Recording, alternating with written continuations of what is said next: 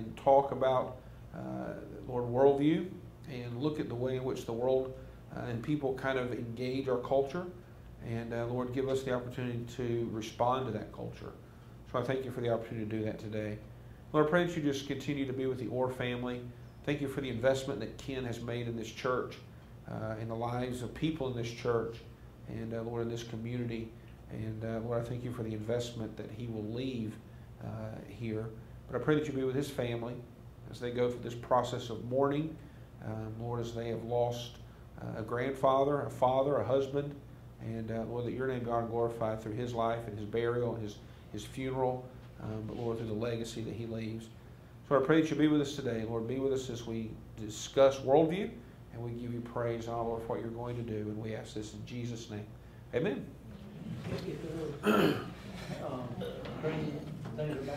Yeah. Working? Yeah. So you should have meters bouncing. It was tinted dark on the speaker. When I hit it. Come on in, brother. Yeah. Just in time. We were lollygagging, hoping you'd show up. That's all right. Are you okay? No. Oh, you okay? Wasn't you? Oh, okay.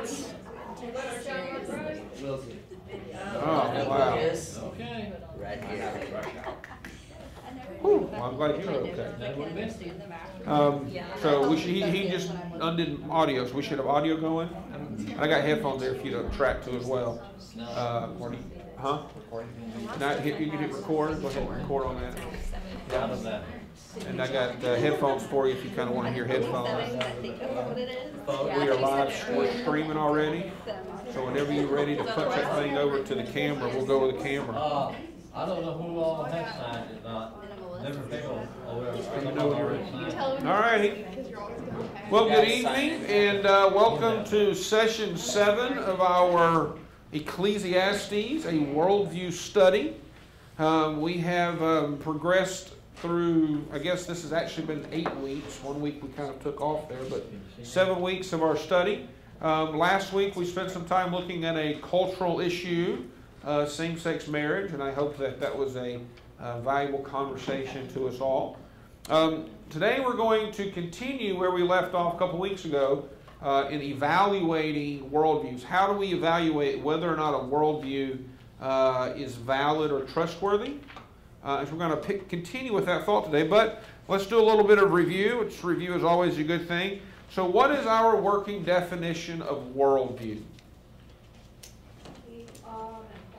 There we go. It's a view of the world and a view for the world. Now what does that mean? What does it mean when we say it's a view of the world?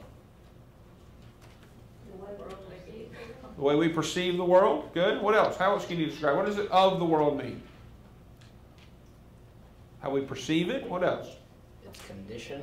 Pardon? It's condition. It's condition. What else might that? How else can we understand that? What does it mean when we say it's our view of the world? How we understand and process the things we see. Okay, how we understand and process all the things that come through us into our eyes and ears and all the other stuff. How we process that information. Right? What does it mean when we say a view for the world? To engage it. To engage it. That's the word. I like that word. To engage it. What else? What else does it mean? A view for the world.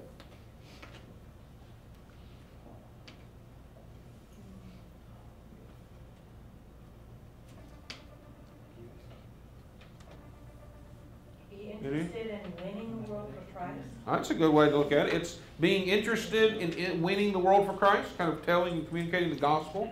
As we kind of started talking about worldview weeks and weeks ago, we used the example of Paul at the Sermon on Mars Hill as he walked amongst the ruins and the idols and all different things there, the cultural things that he saw there. And he used these cultural elements as a means by which to speak about and to teach about Jesus.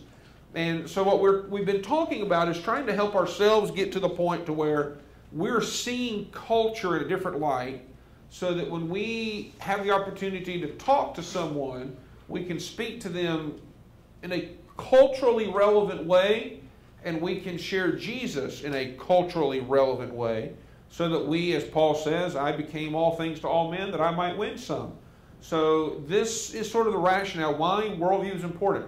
There are cultural things taking place. There's clashes within our culture that are taking place. Ideas have consequence. And everybody comes to the discussion with a worldview in their mind, in their operation there. So understanding worldview is important because it helps us understand how best to communicate to people about the gospel and about Jesus. So it's our view of the world and a view for the world. All right, here's another question. What are we considering, what have we said is ground zero for the postmodern worldview? Sexual revolution. Sexual revolution in the 1960s. There was a significant paradigm shift that took place from the modern world, which the modern world was driven by science, rational, reason, thought, that was just knowledge and truth was acquired through science.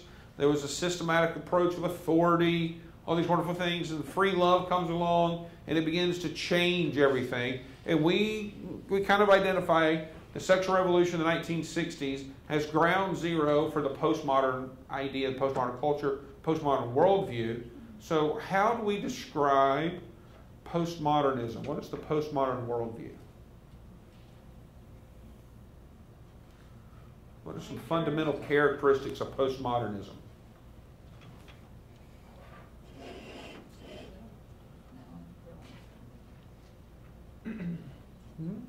Feels good, do it. Feels good, do it? That's a great component of its philosophy. What is a deep-rooted fundamental element in the idea of postmodernism? Truth is subjective. Truth is subjective. And even more than that is that there is no such thing as truth. Truth doesn't exist. There is no truth. Because truth, by definition, implies some type of universality. Like, if it's true, it has to be true for other people and other places and other times. Otherwise, it's not true. And that doesn't exist. There is no. In postmodern culture, postmodern ideology, truth doesn't exist. You have your own identity. And what is the defining characteristic of a person or anything? What really defines people in a postmodern worldview? Your social group. Yeah, social groups. Everything is constructed through a social construct, right? So as we look at postmodernism, it's a very interesting worldview because it's one of the worldviews we're going to really dive into a little more deeper today. And it really is devoid of truth. It is devoid of absolutes. It is moral relativism. But it has some very interesting implications. And we're going to kind of look at some of those today. So, evaluating worldview. We've already done this process with naturalism. And so we're going to run through this idea of how do we evaluate a worldview. So I'm going to kind of run through some stuff that we did about 3 weeks ago, just to kind of get everybody on the same page, kind of rub the cobwebs out of the way. All right, so when we evaluate a worldview, we're kind of looking at 4 tests. All right, there's 4 tests: the test of reason, the test of the outer world, the test of the inner world, and the real world. Okay, so we talked about the test of reason. We are looking at reasonableness. Is this a reasonable idea? In other words, does this worldview violate the law of non-contradiction? What's the law of non-contradiction? Things don't contradict. Things don't contradict, right? Two opposing ideas cannot both be true. Two opposing ideas cannot both be true at the same time in the same respect, right? So if I'm looking at the sky, I cannot say the sky is blue and the sky is red at 6 o'clock at night in Columbus, Georgia at 7556 Old Moon Road, right? It can't be both blue and red. Now, later as the sun is setting, I could go out and say, well, the sky is red. Well, now I'm in a different time, right? So the law of non-contradiction says 2 opposing ideas cannot both be true at the same time and in the same respect, right? So if we're going to look at the test of reason, we're really trying to evaluate, is this logical? Does it violate the law of non-contradiction? All right, if it does, then we got some problems. If it doesn't, then we're maybe okay, right? So we're looking to see that. The second one is the test of the outer world. This one really is kind of looking at the evidence. Is there enough evidence in the world to kind of answer within a reasonable, beyond a reasonable doubt, yes, that kind of seems to be true and consistent, right? We're using the beyond reasonable doubt metric to determine whether or not we have some validity here with this test. So we're not trying to prove something in absolute terms, so we're trying to prove things within degrees of reliability, all right? There are limits to this, though. A bias. Our worldview has sort of implications as to what we kind of evaluate as good, bad, and different. Our interpretation of the data, how that information is presented. You know, one of the arts of a marketing agent is they have the ability to take information and present it so that it looks the best. And then when you get it home after you've ordered it off of that infomercial and you try to do it, it like falls apart, right? Right? So it's all about presentation. How is it presented, right? Sometimes there's evidence. Lack of evidence is not evidence for something. Just because you don't have evidence of something existing doesn't mean it didn't exist. Like for years and years and years, there was no physical evidence that King David was an actual real person. That doesn't mean that there wasn't a King David. Now there's lots of evidence as archaeologists have continued to do their thing. But at one point, so lack of evidence is not evidence, right? So this is kind of what we're looking at the outer. Is there evidence? Can I look at the information and is there enough information that I would agree with it beyond a reasonable doubt? The inner world test. The inner world test evaluates experience. Does this fit with what I understand to be consistent about life when I have victories or when I go through troubles or trauma or disappointments or blessings? Is what that worldview is saying consistent with kind of the way the world seems to work inside me? When I experience things, is there consistency there? The test of the real world is evaluating application. We're really looking at the idea that ideas have consequences and there are logical conclusions that ideas lead us to. So how does this idea work in the real world? What are the real world implications? If we hold to this idea, what should naturally follow? And if it follows, does it make sense? Is it good, bad, indifferent? What? All right. So what we do is we're wanting to look at the totality of worldview in these 4 test areas. Okay, 4 test areas. Right. So the first one, let's look at is transcendentalism. So before we get into the testing, can someone help me understand what is transcendentalism? Give me some definition, some understanding of what the transcendentalists believe. Tell me what they believe about God. The one, everything's got a portion of God in them or in it. Okay, so God is one. Everything is part of that godness. So you, this table, the wall, the plants, everything has part of that energy of the God. And we're all part of God. We're all deity. And our objective in life is to what? Return to the one. Return to the one. Ultimately realize our connectedness to the one and return. What does the transcendentalistic worldview say about nature? Nothing exists outside of nature. Right? Nature is all that there is. This physical world, right? And in the transcendentalistic world, is the physical world real? No. The physical world is an illusion. The physical world is simply a manifestation of the spiritual world that underlines everything. We're all energy, right? If you think of Star Wars, reach out and feel the Force, right? Feel the Force. And the idea is that everything has a certain cosmic energy to it, and it manifests itself in this world in a physical thing. And when you destroy the physical thing, you mess the cosmic energy up, right? So it's just, right. So this is transcendentalism, right? I used my 2 favorite characters here to illustrate transcendentalism. All right, who are these people here? George Lucas and Yoda. Very good, George Lucas and Yoda, right?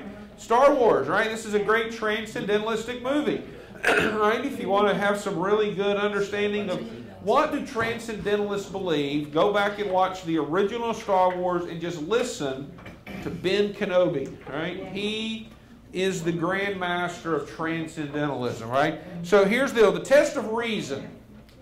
Is it reasonable? All right, so here's the deal. Transcendentalism, operate in a dialectic thinking. Right? It's a nice big word. What does dialectic mean? Anybody have an idea what this means? Dialectic thinking?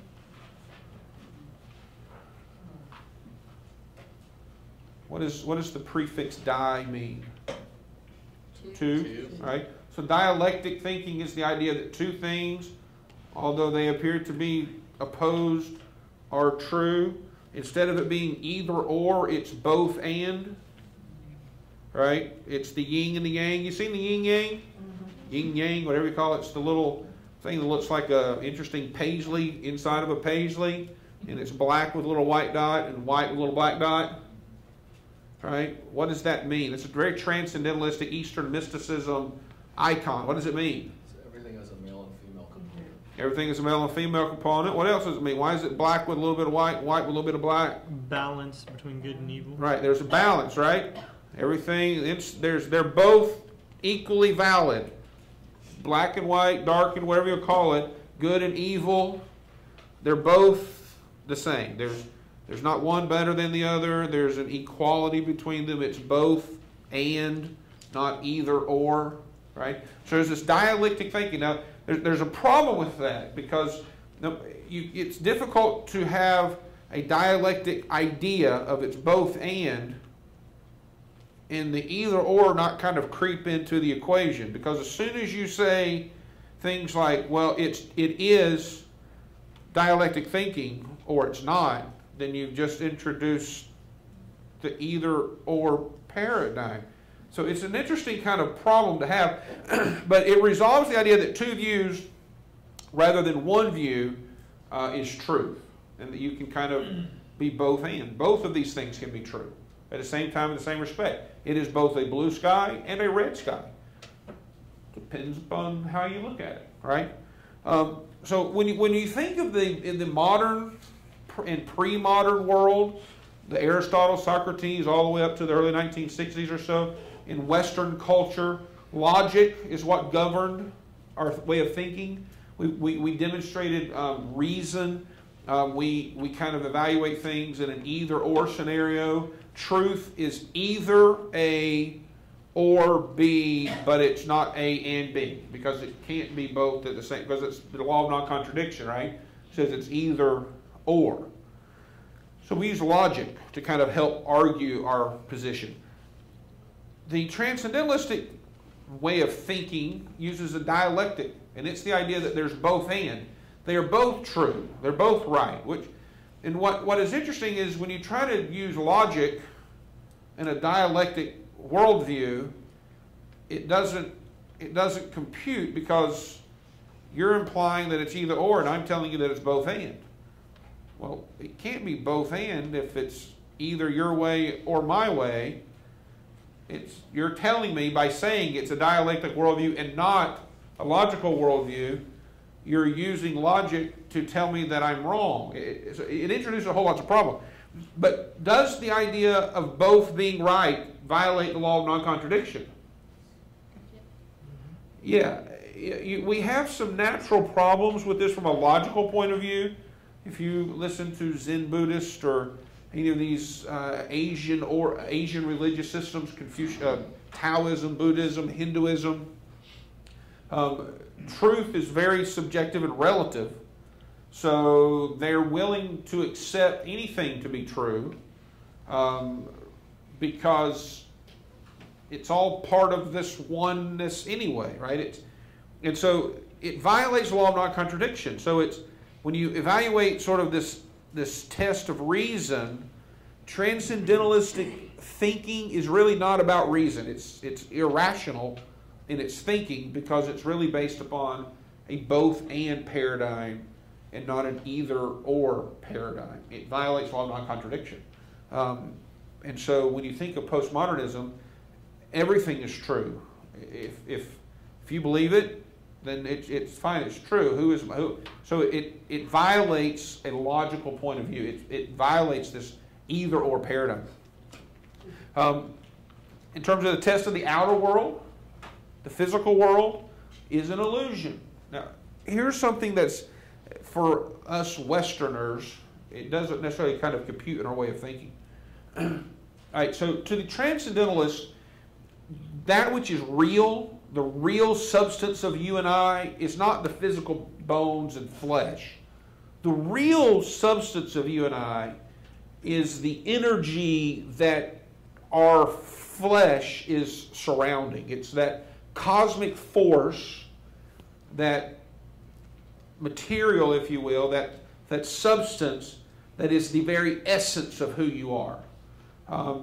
The Transcendentalist will use Christian terms, right? So a Christian term that a Transcendentalist may use at you is it's your soul, right? It's that thing that you can't really see, but it really is the essence of who you are. It's your energy. You know, the Transcendentalists will use terms like it's your chi. They'll talk about your aura, right? In terms of this cosmic energy that every person and every living thing exudes. And the physical is simply the expression of that energy.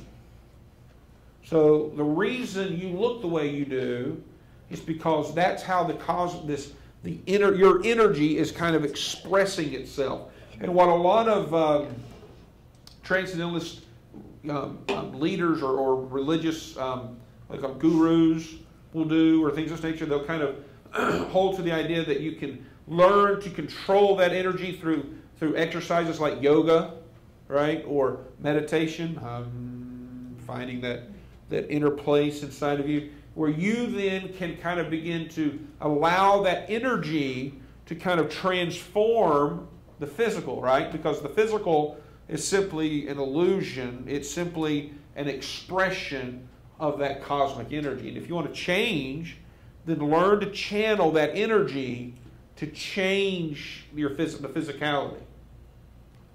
Does that make sense? So in the Transcendentalist worldview, the physical world is really an illusion.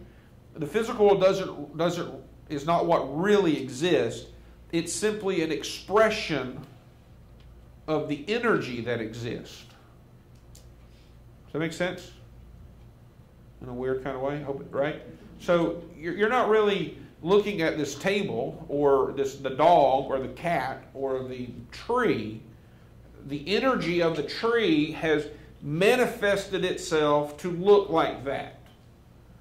All right? The energy of the cat has sort of demonstrated itself or presented itself this way. And it's not cognitive. It doesn't have this thinking skill. That's why you have to kind of use you have to kind of get into and use.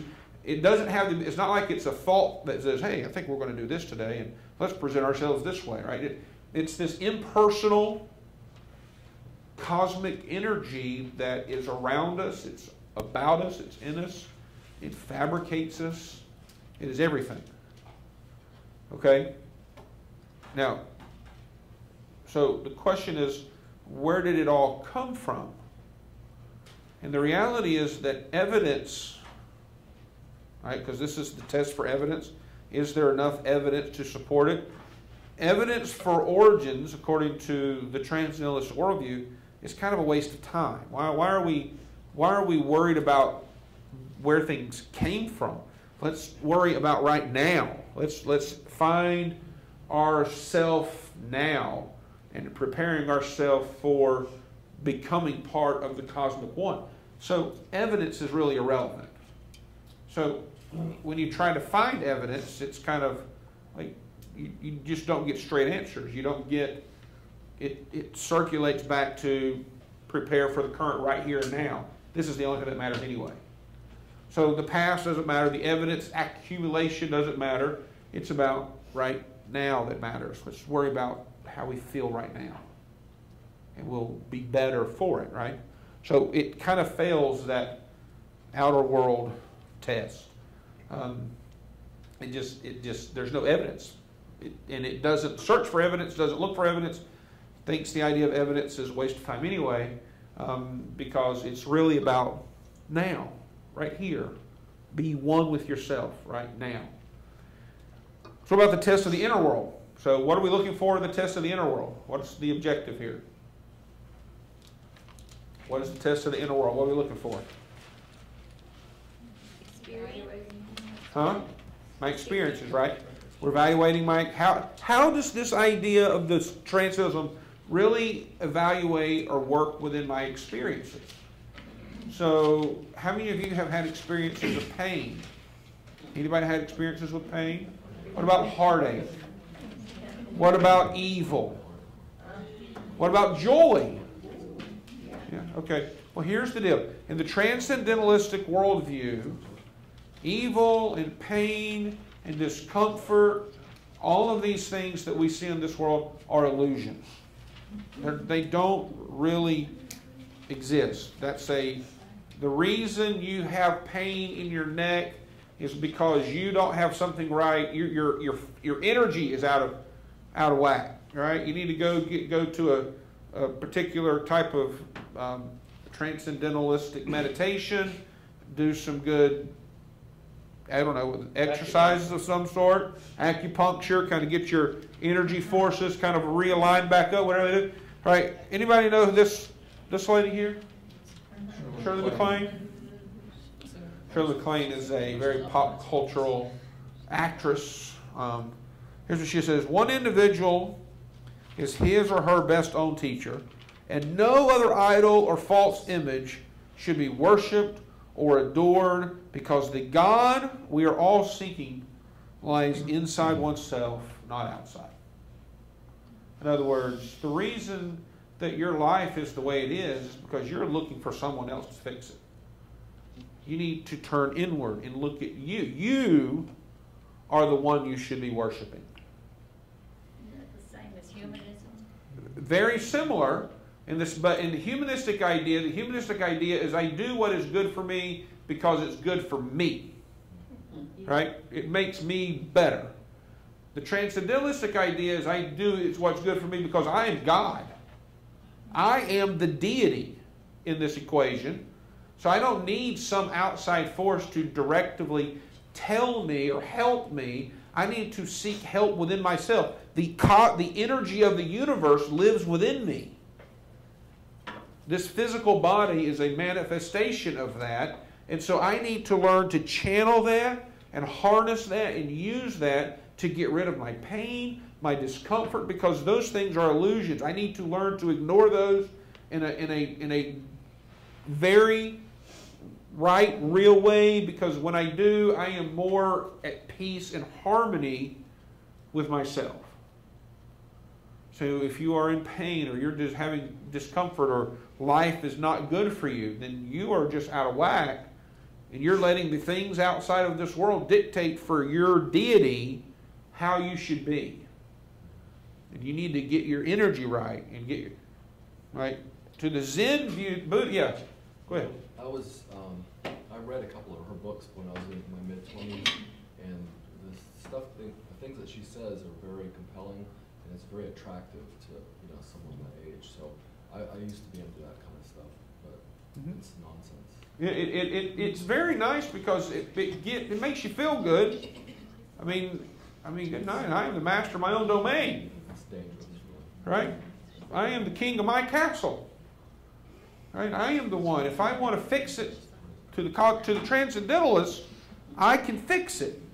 I just have to learn how to channel that. I need to learn how to pull that energy to that part of my body that needs it so that I can heal. Right? This is the... we were talking about America's Got Talent the other day, or just earlier before. I saw on I don't know, the last week or so, it's been within a week or two, there was one of these guys who came on and you could hit him or kick him or punch him wherever you wanted to. Did you see this guy? And he was a transcendentalist. He had learned to channel the energy and harness it to where he didn't feel pain and discomfort. It's kind of this interesting thing. You could kick him and hit him and all this kind of stuff. And this is he is living in this transcendentalistic worldview where he has reached, quote unquote, this elevated state of awareness to where he can control the way his body feels. Right? So I bet stabbing and shooting was off limits. Yeah, you couldn't cut him, but you could hit him. But yeah. That's right. Here's a quote from Nancy Wilson Ross, who is a writer, author in this vein of worldview. To the Zen view, the universe is one indissoluble substance, one total whole, of which humanity is simply a part. Right? It is the collective, total, right? So your experiences that we all have experienced, how does the transcendental worldview line up? Well, it's if you have pain, suffering, and you're dealing with issues, it's not biological, it's not medical, it's because you haven't controlled the energy of this deity that you possess. Truth is subjective, and therefore it doesn't matter what other people say. It's only what you say that matters. You are God.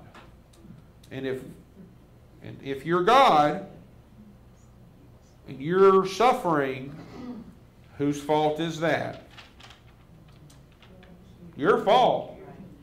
I mean, if you're God and you are a deity and you are suffering, suffering is an illusion. You are allowing that to happen to yourself. You need to learn to channel the energy that you have. Get in touch with that God that is within you, and you can be victorious. Now, a lot of modern transcendentalists will use Christian terms, right? They'll talk about your soul, and they'll talk about salvation, and they'll talk about be as Jesus was connected to God. Jesus used terms like, I and the Father are one. Just like you should be one with the Father. They'll use a lot of Christian terms if you'll listen, but they're redefining the term, right? They're using it in a way very different than how you would mean it. Okay, Deepak Chakra. You'll see him periodically show up around on Oprah. He'll show up on Oprah. Well, I guess Oprah's not anymore. But Deepak Chakra, he's got several books, and one of his books is about Jesus, and it's the gospel in a way. You say the gospel, it's his gospel. It's a transcendentalist view of the gospel, but he uses Jesus, and he quotes Scripture, and he's teaching this idea that Jesus believed he was God, just like you should believe you're God. Jesus had perfect control of the energy. He was a guru of gurus. Just like you should be. That's what the Bible tells us. We should be like Christ. Right? So you have to be careful. The language and the words don't mean the same thing that you and I mean when we talk about. Right? But so this is the idea that transcendentalism, and so the idea of truth is relative. It is subjective to the individual because you are God. Does that make sense? Yeah. One of the ways they refer to Jesus is as an ascended master, which you can twist that around a little bit, but and then they'll use Scripture like you said, and they'll say that Jesus said after he did a miracle, he said, "These things and greater will you also do." Yes. So you're sitting there reading this, thinking, "Wow, I can be like this." Yeah. But in a very selfish way, not in a way that that Christ wants you to do certain That's right. things. But in your own self-serving. The terms can be or will be used, and if you read them, you're like, wait a minute, he's using the Bible to. That's why this is important to understand the relationship here, because it doesn't hold up to truth. It doesn't hold weight. So when you kind of look at the evidence, when you kind of look at the way it kind of works internally, because I don't know about you, but I've had pain in my life before. It wasn't because of me. Right? I mean, it was just the reality of the world. It doesn't work. So what about the real world? What happens if this worldview is carried to its logical conclusions? What do we see? Feelings, self, inner harmony, spiritualism are the end results of transcendentalism. Right? It's a selfish ideology because who is God? You. If you have problems, who should deal with them? You. I mean, I can't fix your problems. I maybe can lead you to do what I've done, but ultimately your problem is your problem. You got to fix. It's a very selfish. It's about inner as opposed to how we can. It's what is real. I mean, how do we know what real is? How do I know that you are really here and not a figment of my imagination? Or, even more interestingly, way to put it, how do I know that you're not simply a expression of my spiritual self? How do you know that? Well, I can touch you, yeah, but isn't touch really a sensation driven by of the energy of? I mean, how do I know? Right? Is knowledge really knowable? Right? If a tree falls in the woods, does it make us? I mean, how? These are nonsensical questions. In the sense that we kind of go, why would anybody? But if you hold to the idea of transcendentalism, then they're not nonsensical questions; they're logical questions. How do I? There is no evidence for it. Truth is relative. The only thing that really matters is me here right now, and I want you to enjoy the relationship with God you can have. In other words, I want you to enjoy yourself the best way you can possibly enjoy yourself. Right? See what's happening?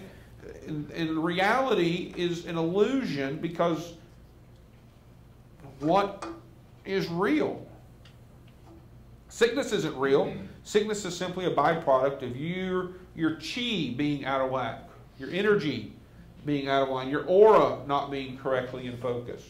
You're spreading your right. So it causes it just sort of falls apart when you begin to evaluate its inner consistencies. So we've said that naturalism fails the test, although the test of our outer world by evidence, there's some plausibility because it's based on science and we can quantifiably measure and we can go and we can re-measure and redo these experiments and get the same results. So there's some evidential existence to sort of some of these conclusions. So we say there's some plausibility with the idea of naturalism in the terms of the outer world, but for the rest of it, we kind of go, meh. It doesn't quite measure up. It doesn't really hold a standard of validity. So what about postmodernism? Postmodernism. We looked at it. We started talking about it earlier today. Postmodernism. Here are a few little facts to remember because this is an interesting kind of worldview. It started in the 1960s. It is sort of a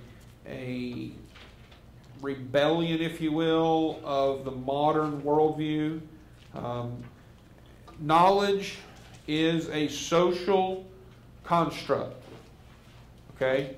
The things that you know because of the social group you grew up in. Right? You grew up in the South. I'm assuming some of you grew up in the South.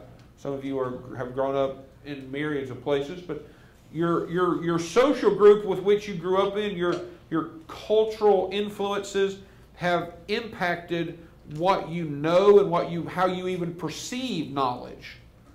Right? So in the postmodern worldview, your social constructs are really what dictate knowledge, how you acquire knowledge, and what really truth is. It's the meta-narrative. It's the thing that matters more than anything. It exists in a way that challenges science and science's control of knowledge. Now, this is kind of an interesting sort of rebellion to the modern worldview.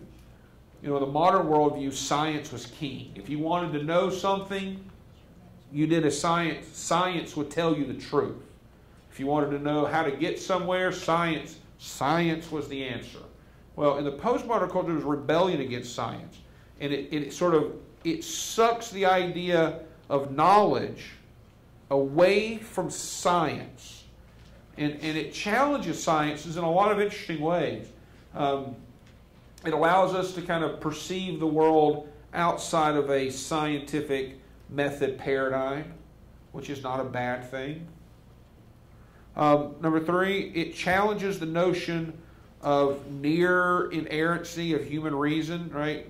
In the modern era, right, pre-1960s, it was sort of operating under the assumption that human reason was the creme de la creme. It was the perfect. It could understand anything and everything and was not wrong. right? The human mind, could figure out the absolute to every problem, to every situation, under every planet. I mean, reason and logic and science were without mistake, right? And the postmodern worldview challenges that. It challenges the idea that human intellect is without error. That maybe it's not always the most intellectual answer that's the right answer. Maybe it's the emotional answer. Maybe it's the best story that's the best answer. Maybe it's my experience that's the best. Maybe logic doesn't really apply in this situation. Right? It sort of challenges the idea that human reason is inerrant. Right? Not necessarily a bad thing.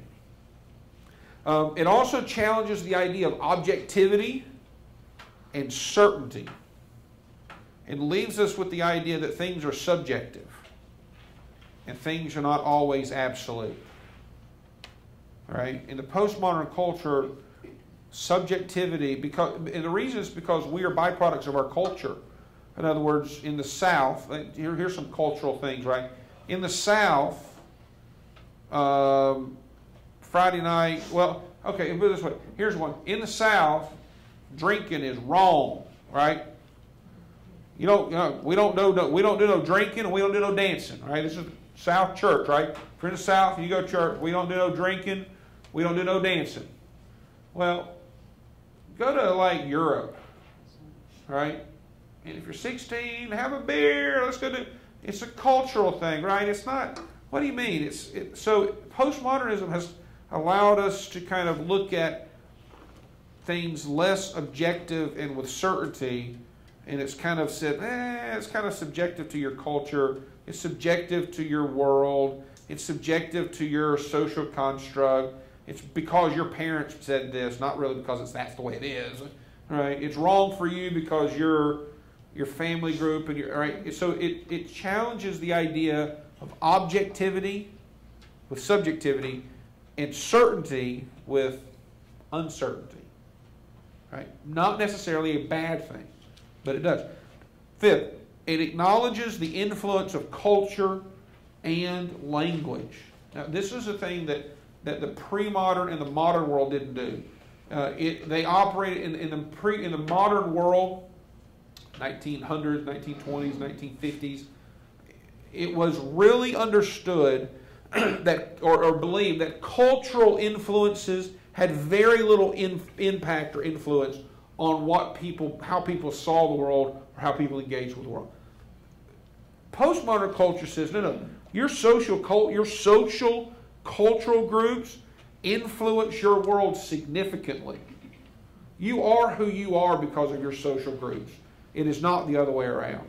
You believe, you act, you dress, you do, you engage, you are a function of your social group. And if you are, you will find groups to be a part of that are consistent with your identity.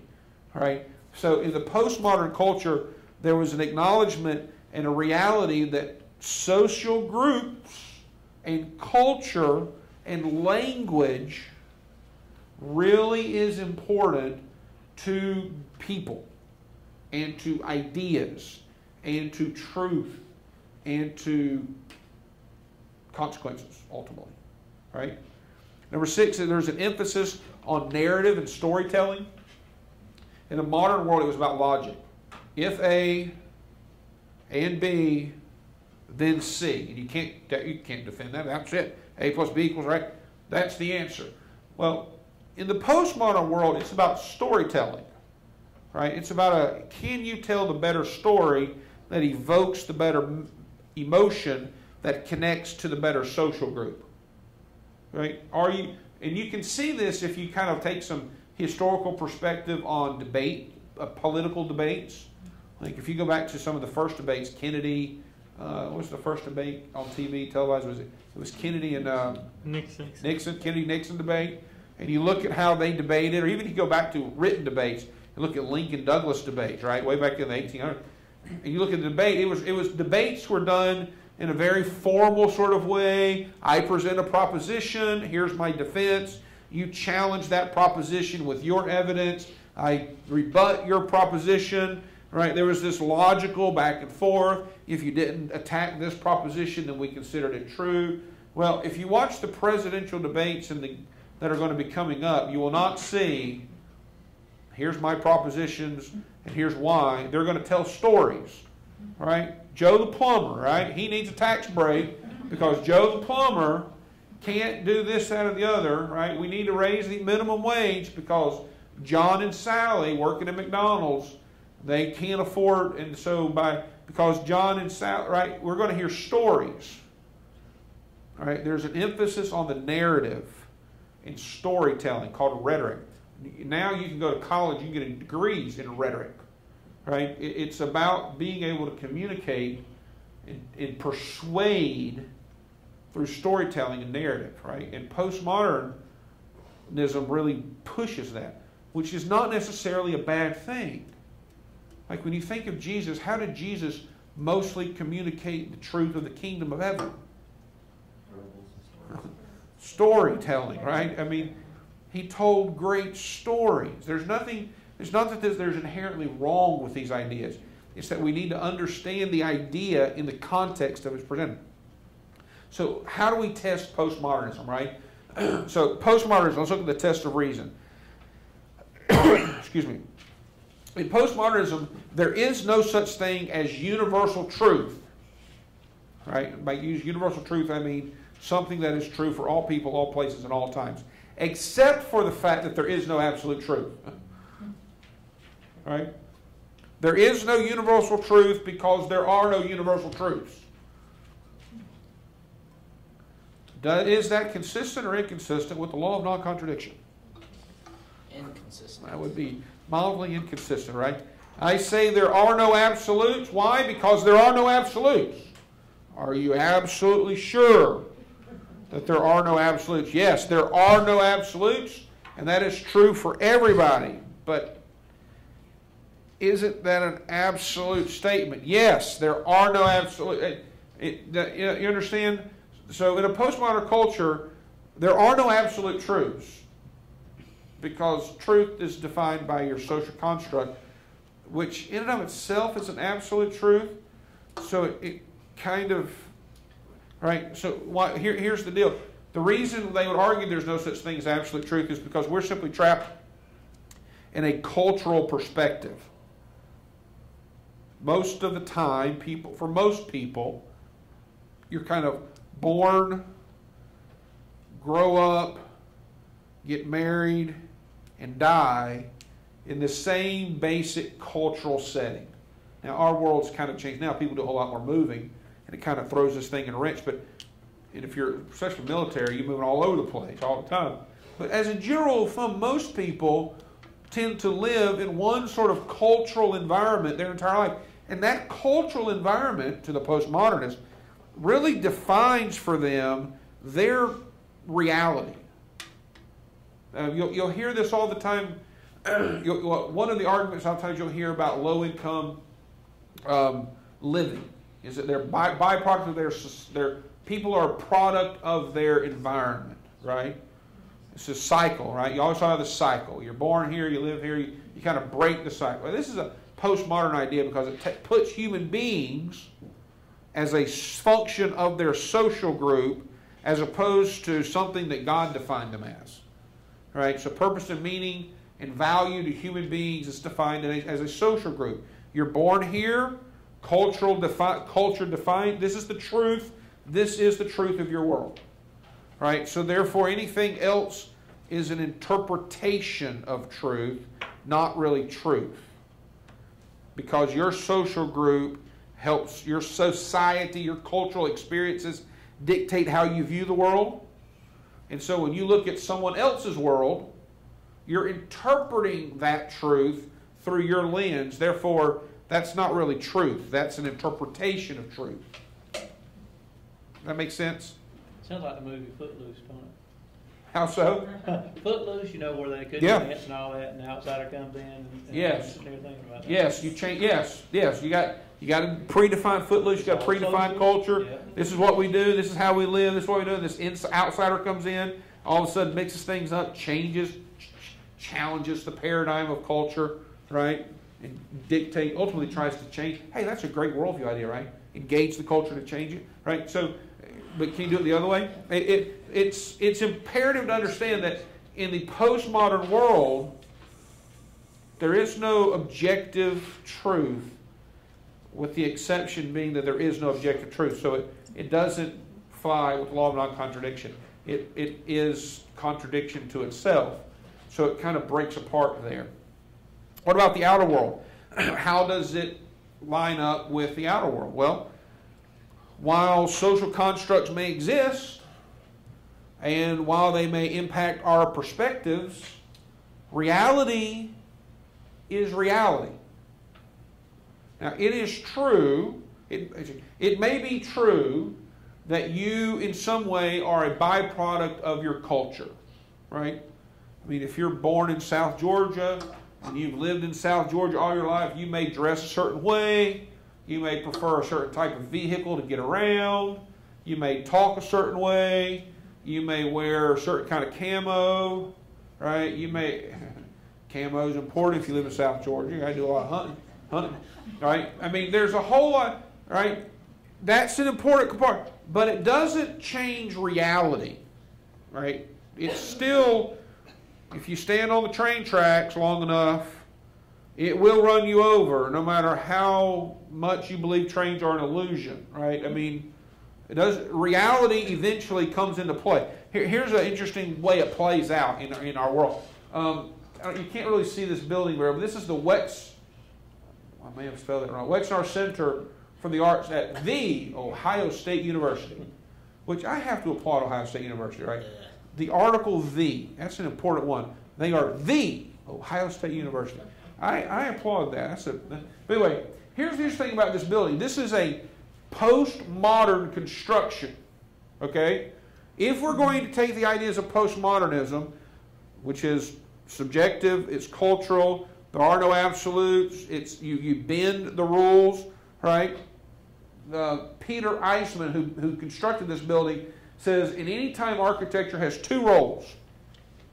It either reflects society or, in a sense, is a precursor. Not revolutionary, not radical, in between reflection and radical. That is to say, I recall it's a precursor to society. Right? So architecture is either reflecting the current social ideas, or architecture should be a precursor to how society is changing. This is what he says. So thinking about something that might disturb something in the present is good from architects. This is the idea. It's a postmodern idea, right? Society, you build based off of social constructs, or you design based off of what the upcoming social construct is. It's either current or precursor, right? So as he designed and built this building, he began to challenge the ideas of design. And so typically you would build columns that support the structure, not in the middle of a stairwell. But he built them right smack dab in the middle of a stairwell. He also challenged the whole idea of construction by building some columns that don't go all the way to the ground. They're just sort of, they just stop right there, mid-center. And he challenges, instead of building the building square, he builds it at an angle. So you've got things running across the building, through the building, builds both. He's just challenging all kinds. So the reality is, this thing, authority is defined by community. Sorry, it went the wrong way. There it is. Society constructions may be true for a group. They may impact our world, but here's the deal. Reality is reality. You can do all kinds of stuff you want to do from a postmodern architecture design, but here's the deal. If you violate the laws of physics, your building will fall. Right? Although this beam does not go all the way down to the ground, it doesn't go all the way down to the ground because it's not a support structure. If it were a support structure, the building would collapse. Right? So regardless of what your paradigm is or what your social construct is or what you kind of envision the world to be. Reality is reality. And you can build a building that leans and twists and does all kinds of interesting sort of things that's kind of violating the rules of physics. But if you don't build the building according to the laws of physics, it will fall over. As a matter of fact, this building, after its $14-point-something million investment to build it, for the first handful of years after it, had to have a whole lot of renovation to fix problems because it was trying to bend the rules. Right? Point being, reality is reality. Okay? So no matter how you evaluate your social group, no matter how your social constructs exist, reality is reality. You can believe, as I said a moment ago, you can believe all you want to that trains are an illusion, and you can build a house on the train tracks.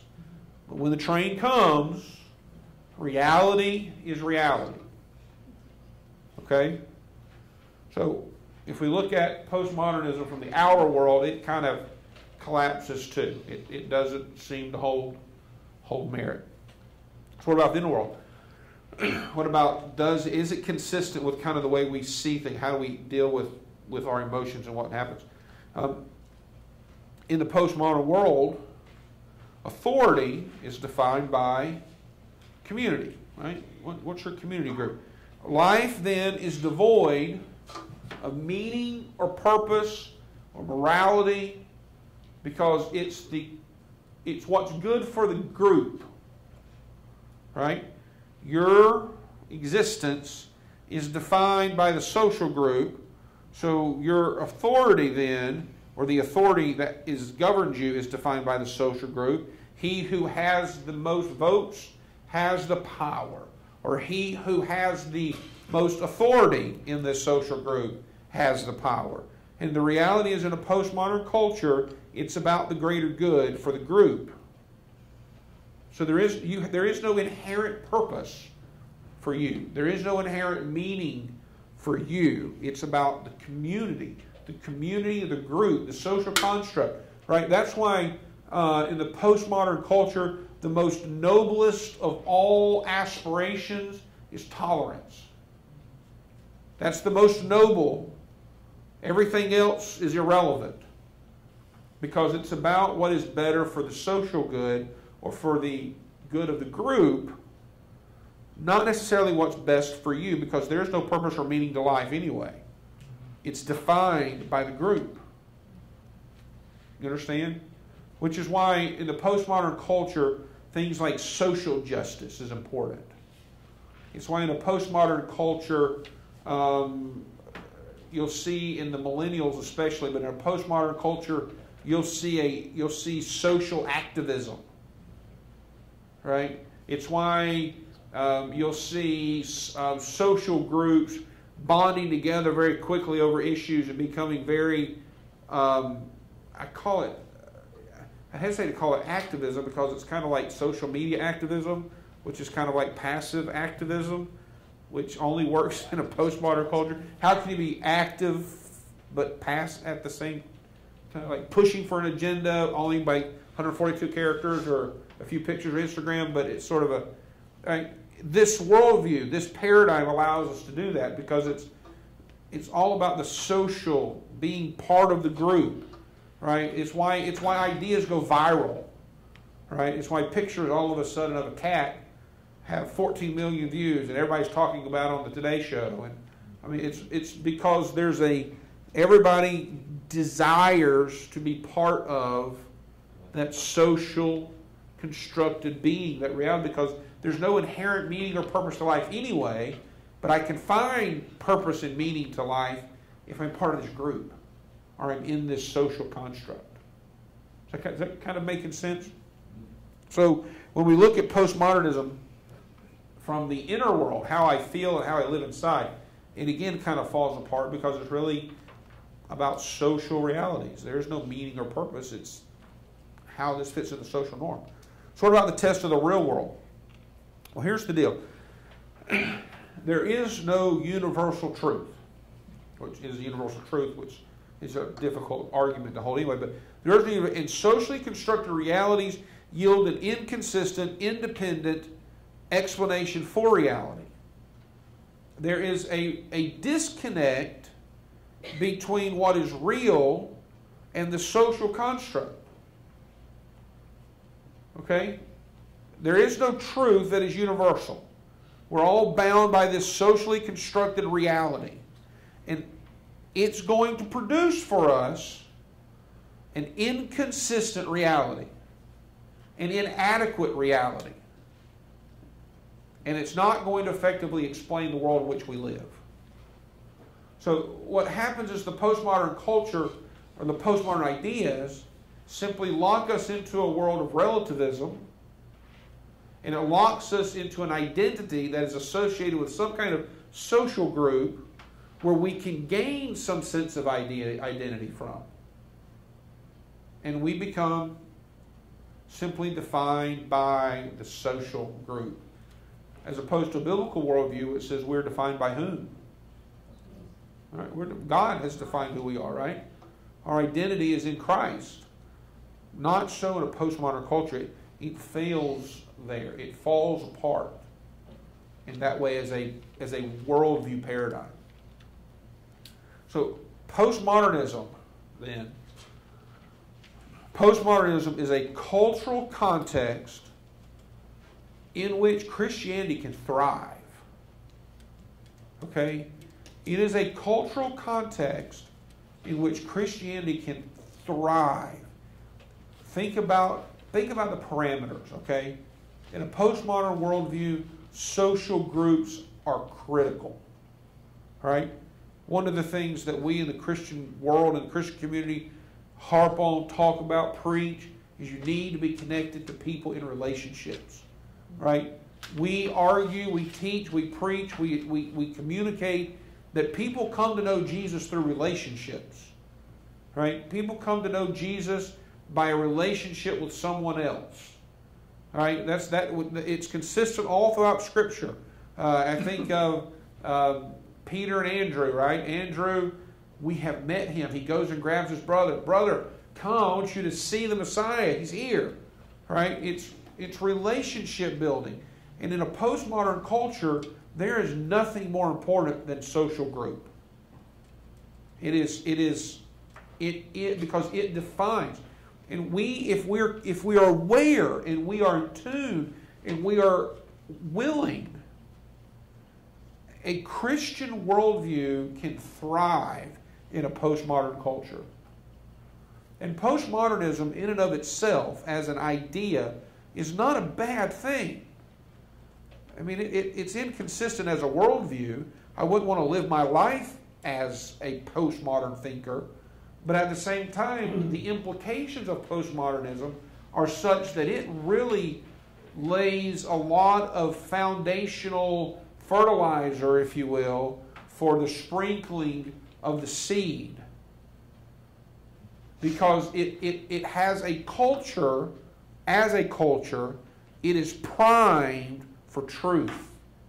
It is primed for identity. It is primed for answers to questions.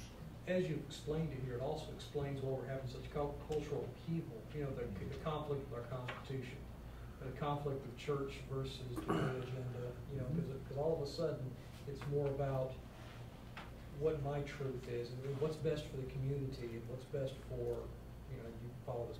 That's right. You know, it really explains why we're going through some of the things we're going through now. That's right. You know, in a postmodern culture, as we've said before, language and words are defined by whom? Language and words are defined by who? The sender or the receiver? The receiver, right? Because I'm the only one that matters, right? So when you say something, it doesn't matter what you say, it's how I interpret what you say that matters. Right? I'm offended. You should be offended that I said that, right? That's right. That's the thing. I mean, it's the receiver, right? That's why political correctness is important. That's why you shouldn't say that. You shouldn't say that. You shouldn't say that. You shouldn't use those words. You shouldn't use those terms. You should use, because language in a postmodern culture is very, very important, and it's powerful because it's the receiver of that information that defines the merit and weight, which is why an old document that's 200 plus years old, i.e. the Constitution, that hasn't changed in 200 years, we have to redefine the terms. Right? That's what SCOTUS did, right? We redefine, that's what we talked about last week. We redefined the term. Well, they said this, but under the right paradigm and because of our social environment we live in now, it is a document that allows us to, right? So we have to redefine. But that's the way postmodernism works. But at the same time, it's a postmodern culture that lets us go to the gas station and have a grocery store in the same place. Right? That's why you can go up here to Taco Bell and then walk across to the gas station to fill up your truck. Those things don't go together. Why in the world do you want, right? They don't. In a postmodern culture, you just put things together. That's why in a postmodern culture you can wear plaids and stripes. It don't matter. Right? You can wear what you want to wear, right? In a postmodern culture, you can wear white before Labor. Is it Labor Day? What's the rule of white? Huh? Right? No, you wear white whenever you want to. That rule has changed, right? It doesn't matter. In a postmodern culture, all things, right? So what used to have to be separated because you couldn't put them together, in a modern culture, say pre-1950s, pre-1960s, you could not have a super Walmart.